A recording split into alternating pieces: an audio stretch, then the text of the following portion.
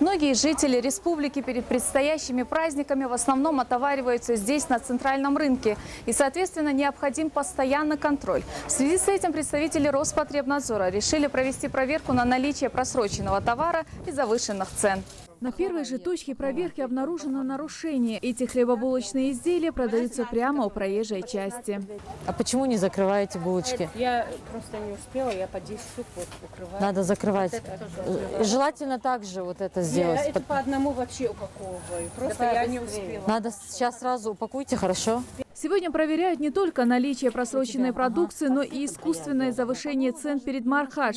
Подобных нарушений пока не зафиксировано. Продавцы уверяют, что в священный месяц стараются наоборот продавать дешевле обычного. Цены на мархаж мы понизили на 2-3 рубля.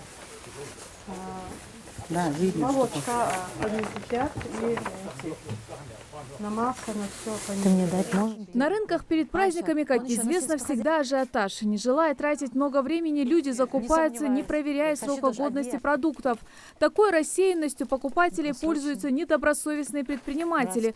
В одной из торговых точек были выявлены просроченные конфеты и тут же изъяты с прилавка. А здесь 3 июня срок тоже истек.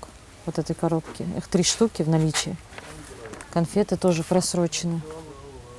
Снимаем с реализации. Месяц поста администрация рынка должна особенно тщательно мониторить прилавки, чтобы продавцы не завышали цены и следили за сроками годности. Но держать под контролем все не получается. Каждый день проверяем, сверяем цены, но цены на сегодняшний день увеличения нету.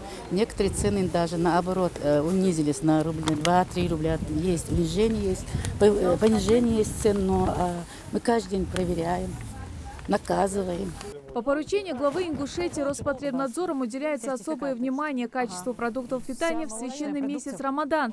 Несмотря на это, сами же покупатели могут в спешке не обратить внимания на срок годности товара. По итогам проведения сегодняшней проверки установлено, что на рынке фабрика города Назрань в целом ситуация неплохая. Единичные есть продукты с истекшим сроком, буквально 2-3 дня просроченные продукты, незначительное количество, правда, но все-таки по этим итогам проверки будут составлены административные материалы. По условиям хранения, в принципе, условия хранения соблюдаются в целом продуктов питания.